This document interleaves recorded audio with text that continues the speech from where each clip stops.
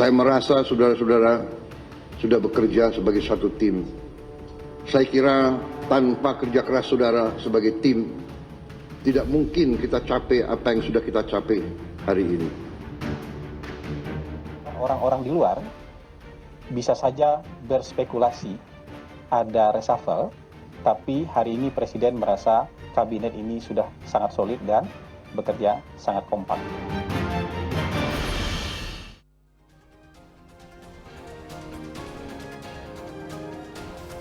Halo, selamat malam. Isu tentang yang tidak berkeringat yang ingin merapat ke kabinet kini menjadi pembahasan publik di tengah upaya konsolidasi pasca pemberian abolisi dan juga amnesti. Jika benar, maka kepada siapa isu ini ditujukan? Bagi mereka yang kini sedang di luar atau teman yang bersama dalam kekuasaan? Apakah isu reshuffle semakin dekat di tengah klaim kepuasan publik terhadap kinerja pemerintah yang masih tinggi saat ini? Kami akan membahas serta mengkonfirmasinya ke sejumlah orang narasumber dalam Prime Plus kali ini bersama saya, Bram Herlambang.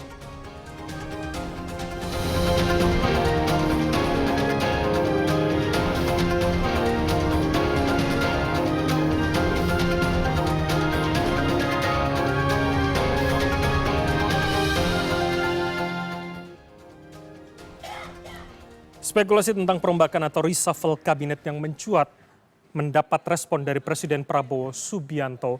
Presiden Prabowo menyinggung pihak-pihak yang tidak berkeringat dan mengomentari isu tentang reshuffle.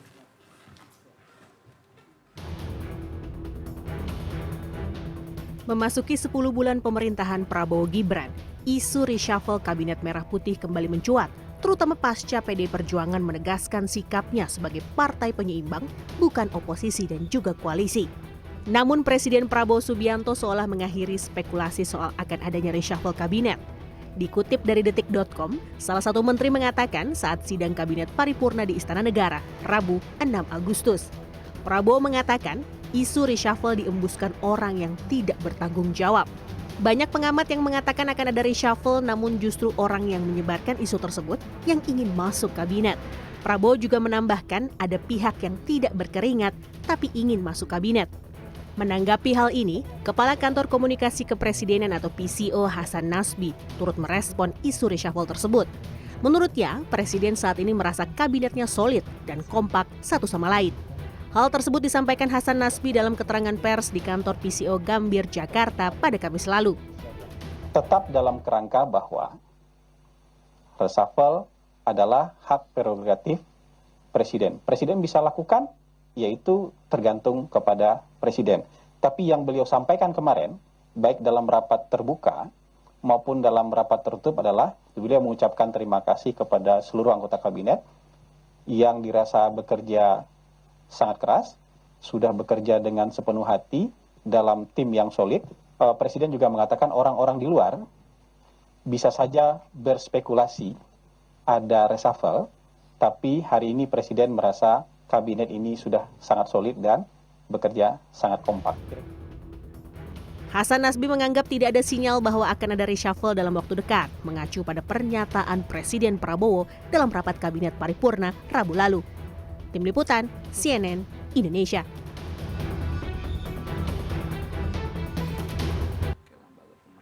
Dan langsung saja saya perkenalkan 4 orang narasumber yang sudah hadir di studio CNN Indonesia. Yang pertama adalah peneliti senior Drone Prit, Yan Kurniawan. Mas Yan, selamat malam. Halo, ya Mas, sudah malam. Terima kasih. Dan berikutnya adalah Wakil Menteri Ketenagakerjaan dan juga politisi Partai Gerindra, Immanuel Ebenezer. Bang Noel, selamat malam. Selamat malam. Terima kasih telah hadir. Kemudian ada Direktur LSI Denijaya Aji Alfarabi. Mas Aji, selamat malam. Selamat malam, Assalamualaikum. Waalaikumsalam warahmatullahi wabarakatuh. Dan juga Direktur Eksekutif Lingkar Madani Indonesia, Ray Rangkuti. Bang Ray, selamat malam. Malam, Bung. Oke, kita masih menunggu satu orang narasumber lagi, yakni politisi PD Perjuangan, Seno Bagoskoro, akan melengkapi dialog kita di studio CNN. Saya langsung saja ke Bang Noel terlebih dahulu. Bang Noel, di minggu lalu saya mengutip detik.com mengatakan salah satu sumbernya mengutip Pak Prabowo mengatakan seperti ini. Banyak pengamat yang bilang reshuffle, tapi yang ngomong begitu dan nyebarin pasti pengen masuk. Enak aja nggak berkeringat, tapi pengen masuk ke dalam. Jadi kalau memang itu statement Presiden, ini nembaknya ke arah siapa nih Bang Noel? Oh, kalau soal nembak, ya sebetulnya kita bisa menerjemahkan bahasa Presiden ya mereka yang berkeringat dong gitu loh. Tapi ini tidak ada kaitan dengan PDIP dan sebagainya. Ini kan banyak sekali orang yang mau masuk di pemerintahan Pak Prabowo gitu. Tapi Artinya kan, tidak dari partai politik oh maksudnya? enggak ada kaitannya. Banyak sekali lah, banyak. Dan saya tahu sekali itu. Tapi intinya bahwa reshuffle itu kan hak prerogatif presiden ya. Kita tidak bisa mengintervensi karena kita lihat hampir semua kabinet merah putih ini kan bekerja. Jadi untuk membahas reshuffle saya bingungnya karena dari mana gitu. Karena semua bekerja. Karena kan semua kabinet ini pasti ada evaluasi bulanan. Bahkan ya pasti Pak Presiden kan mantau para kinerja-kinerja menteri ini. Jadi kalau di internal kabinet kasak kusuknya tidak ada, Bang? Nggak ada. Bukan Nggak ada lagi dan saya tahu itu dan tidak ada. Atau di Gerindra minimal ada yang mungkin store nggak ada nama, juga. mencoba mengajukan di tengah Tidak ada, informasi. sama sekali tidak ada. Kan kita tahu kalaupun reshuffle, kalaupun itu reshuffle isu itu ya itu kan sekali lagi saya sampaikan itu hak prerogatif presiden. Pertama itu, kedua ya kalaupun ada itu pasti sudah ada di meja presiden ya kan. Dan teman-teman Gerindra juga pasti akan tahu maksudnya. Nah iya, nah kita kan tidak lihat hal itu ada hari ini. Tapi maksud Next Anda, mungkin atau kapan? apakah kemudian hanya soal kinerja itu menjadi penilaian inti dari Pak Prabowo? Menentukan Pasti. siapa pemenang? Pertama kinerja dan loyalitas. Loyalitas itu ada dua. Pertama pemimpinnya ke presiden dan ke rakyat. Itu dua itu aja. Jadi artinya ada isu soal itu juga, loyalitas. Ada yang Iya kemudian dong, dinilai, wajib lah. ada yang tidak dinilai, ada yang dinilai kemudian tidak loyal terhadap presiden. Maksudnya Gak ada sampai detik ini pada loyal semua. Gitu. Jadi sebenarnya tidak ada isu itu, tidak ada masalah itu menurut Anda ya? Sampai detik ini tidak. Tapi bisa berubah kemudian? Ya perubahan itu kan basisnya kinerja gitu loh. Kalau yang lain-lain ya presiden masih memaafkan lah ya. Misalnya cuma salah duduk doang atau salah apa. Tapi satu kesalahan yang nggak boleh dilakukan di kementerian yang korupsi. Kalau korupsi pasti dengan sendirinya lah. Dan sampai hari ini itu artinya kedua belum ada ya? kasar ya. Kasar dan tidak baik dengan karyawannya. Contoh sederhana tuh Mendikti. Kemendikti kan. Pada saat itu ya? Nah itu nggak pakai lama-lama tuh presiden tuh. Merusak itu pasti dibuang tuh. Oke, saya dapat poin Anda. Saya ke Bang Rey terlebih dahulu. Jadi Bang Rey, apa yang bisa kita baca? Mengapa kemudian kalau hasil surveinya tinggi, saya akan nanyakan nanti ke Mas Haji tentunya. Tapi kemudian isu ini tetap ada, tetap muncul, apalagi setelah isu soal amnesti, abolisi di minggu lalu begitu. Saya juga nggak mengerti kenapa Pak Prabowo mengatakan ada pengamat gitu. Pengamat mana gitu kan yang sampai sebegitunya dipedulikan oleh presiden gitu ya. Itu satu. Nah yang kedua kalau disebut nggak berkeringat, kan itu yang dilakukan oleh Pak Prabowo kan. Itu ada partai yang nggak berkeringat masuk kabinet kok. Jadi gimana maksudnya? Jadi maksudnya tembakannya kemana? Maksudnya teman-teman yang di luar Saya atau yang kadang-kadang sedang membersamai? Saya kadang-kadang melihat Pak Prabowo ini apa namanya itu ya, spontanitas saja. Kadang-kadang orang mungkin ngomongin apa lalu di pidato dibicarakan oleh beliau gitu. Oleh karena itulah saya terkadang juga nggak terlalu melihat serius itu pidato-pidato Pak Prabowo kecuali yang memang kita bisa urut sejarahnya gitu. Misalnya beliau berkata soal asing tuh, itu panjang sekali tuh riwayatnya kan. Bicara soal kemandirian gitu, itu panjang sejak 2014 kita udah dengar beliau bicara soal kemandirian. Isu yang sama begitu ya. Itu yang sama dan sebagainya. Tapi kalau yang tiba-tiba muncul, saya nggak terlalu yakin beliau menyaring itu dengan serius gitu. Misalnya soal kita maafkan koruptor, asal duitnya dikembalikan gitu. Nah kan pembantunya sibuk nih sekarang buatin pasal-pasal apa gitu yang untuk bisa memfasilitasi pidato Pak Prabowo itu. Seminggu setelah itu beliau mengatakan bukan itu yang saya maksudkan. Gitu. Jadi kadang-kadang kalau kita lihat Pak Prabowo itu banyak sekali yang diomongkan di podium yang sebetulnya nggak dipikirkan juga secara serius gitu ya, atau cuman sepintas datang lalu diomongkan. Tapi ada juga memang yang sepintas diomongkan nggak dibicarakan jauh-jauh hari, kejadian juga gitu. Apa misalnya? Ya misalnya soal Danantara.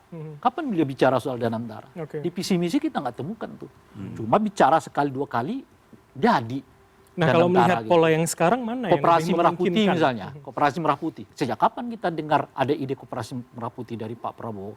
Diomongkan sekali dua kali, jadi gitu. Jadi kadang-kadang memang ada yang diomongkan di depan podiumnya itu langsung jadi gitu loh. Tapi ada kadang-kadang yang diomongkan begitu aja. Oke, nah dengan pola yang sekarang, Anda melihat kecenderungannya lebih kemana? Saya mengatakan bahwa sampai 2025 ini kemungkinan nggak akan ada reshuffle. Oke. Akan landai nih, karena kelihatan Pak Prabowo ini lebih menjaga stabilitas politiknya dibandingkan misalnya membuat kericuhan gitu. Dan kita udah tahu kan, misalnya bagaimana demi stabilitas politik itu Tom Lembong diberi abolisi kan, kemudian Mas Hasto diberi amnesti gitu. Jadi ada semangat sekarang kelihatan di Pak Prabowo itu untuk menjaga dulu stabilitas politik. Pun tidak perlu masuk ke dalam, artinya menurut Anda, untuk menjaga stabilitas itu tadi? Kan dengan diberi amnesti atau abolisi kan sudah setidaknya 2025 aman lah itu. Oke.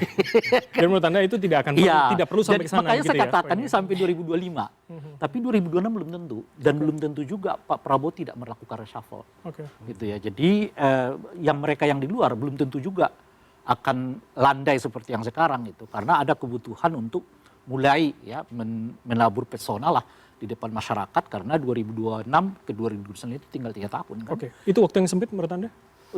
Yang mana? Untuk membangun tadi 2026, 2029. Bagi semua politisi sekarang tuh 5 tahun tuh sempit. Oke. Dan Pak Prabowo berapa? 15 tahun loh jadi presiden tuh ya kan.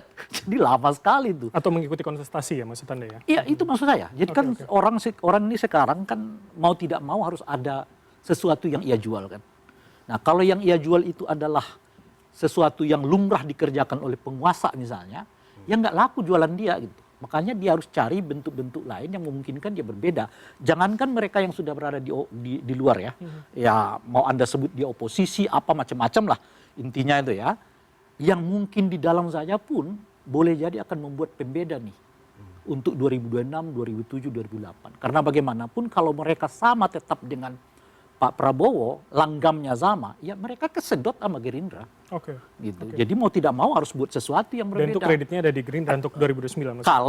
Kalau yang di dalam koalisi ini membuat langgam seperti umumnya yang dilakukan oleh Pak Prabowo tanpa pengenal sama sekali. Nah boleh jadi mungkin 2026 itu akan ada program yang diklaim merupakan hasil dari partai politiknya. Tahan dulu, itu masih tahun depan ya. Masih mungkin setengah tahun lagi begitu. Saya ke Mas terlebih dahulu. Jadi di pandangan Anda, kenapa kemudian isu ini ada terus menerus? Artinya saya rasa tidak hanya sekarang tapi di awal tahun, di trimester pertama juga ada. Apa yang membuat kalau kemudian kinerja menurut lembaga Anda puasnya tinggi 83 kalau tidak salah?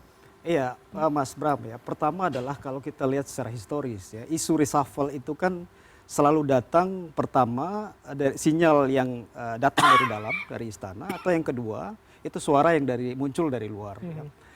Biasanya kalau sinyal yang datang dari istana itu kan sebetulnya dalam konteks politik ini semacam agenda setting ya. Artinya isu ini kan coba dilempar ke publik untuk melihat sejauh mana respon publik terhadap isu reshuffle. Itu pertama. Artinya yang melempar adalah pemerintah maksudnya ya, dengan pola itu tadi. Saya nggak mengatakan bahwa siapa yang melempar isu ini ya, tapi kita lihat secara historis kan begitu ya, selalu datang dari dalam maupun dari luar. Ini jelas Pak Prabowo yang lempar. Ya, artinya bahwa ini mungkin saja bagian dari agenda setting ya. Artinya bagaimana kemudian publik merespon isu ini. Yang kedua adalah elit politik sendiri ya, bagaimana kemudian mereka melihat isu reshuffle ini ya, sehingga ini menjadi ruang negosiasi bagi di internal ya. Artinya ketika isu ini muncul ke publik kan pasti ya partai-partai kemudian akan melakukan respon dengan cara melakukan komunikasi politik baik di internal koalisi maupun langsung ke Pak Prabowo. Jadi menurut Anda kalau kemudian statement ini benar dari Presiden Prabowo, ada yang tersentil di dalam? Ya artinya sinyal itu kan mungkin saja datang dari Pak Prabowo atau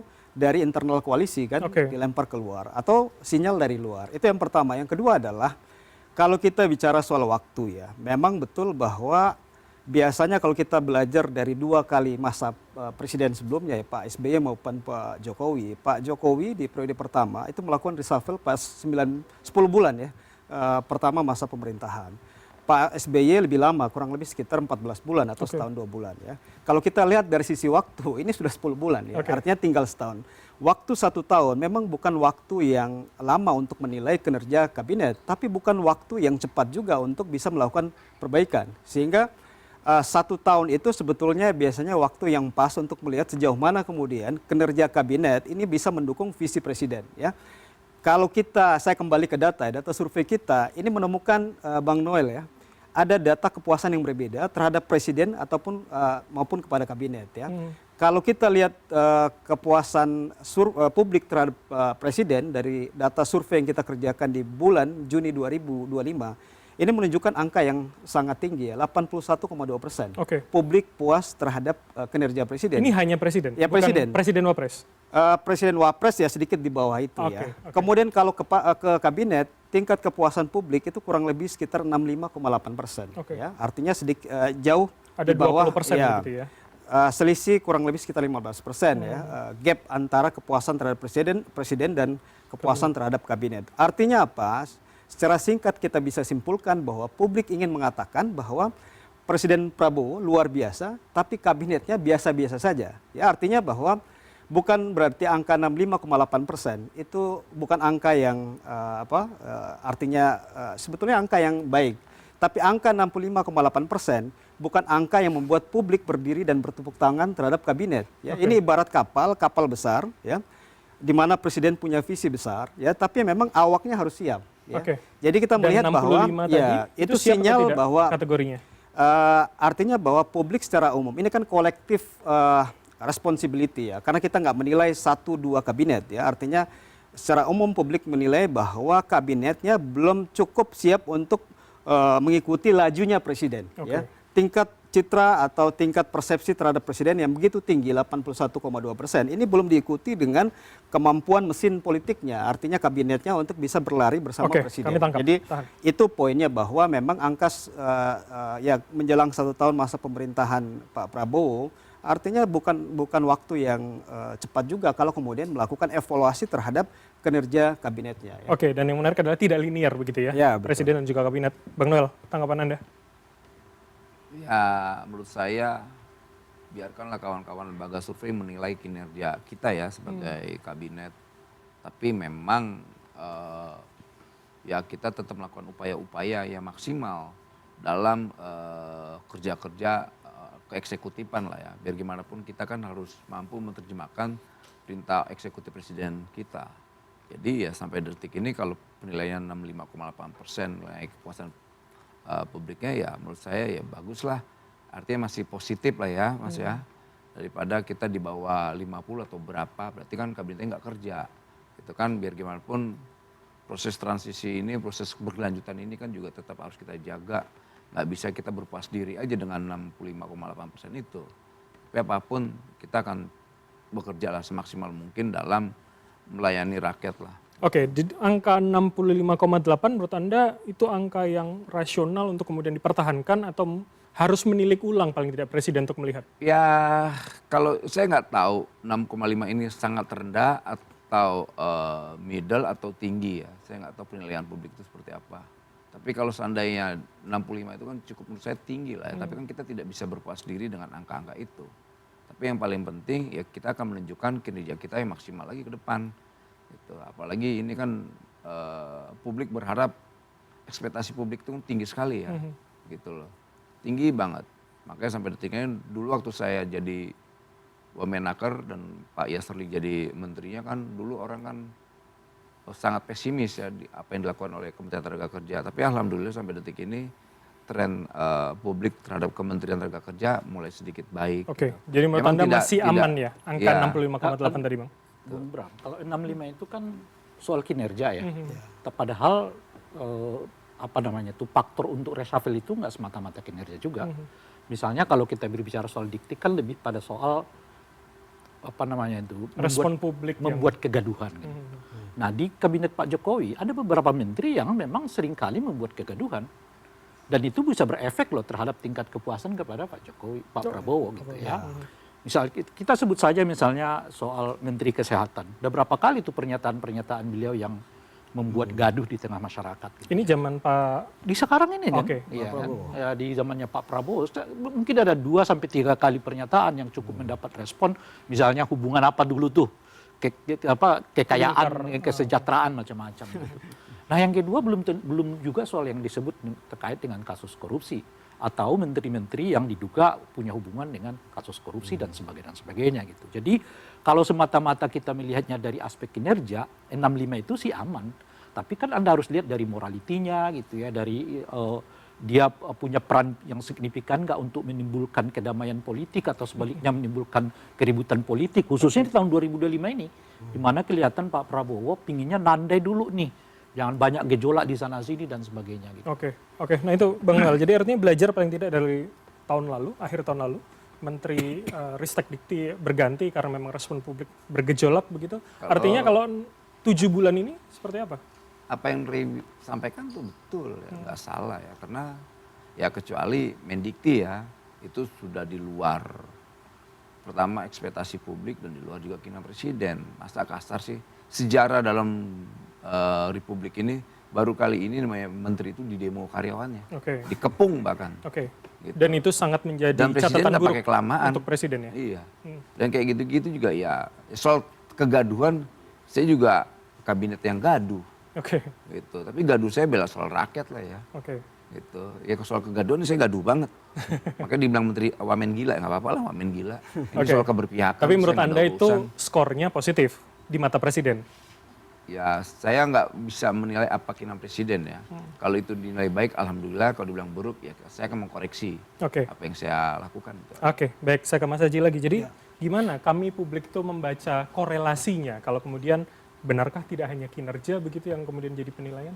Iya, karena reshuffle kabinet itu kan selalu punya dua wajah ya. Pertama wajah teknokratis, artinya itu adalah performance correction dari seorang presiden terhadap kinerja menterinya.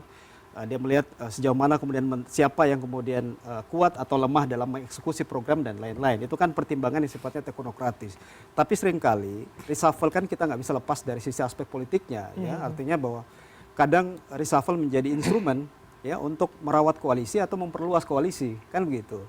Jadi saya kembali ke poin tadi soal angka ya. Angka 65,8%, saya sampaikan bahwa itu bukan angka yang buruk ya. Ini angka yang sebetulnya cukup baik, 65,8%. Tapi sekali lagi bahwa angka ini kalau kita lihat dari sisi historis ya, kepuasan publik terhadap kabinet dan presiden, ini gapnya terlalu jauh. Ya.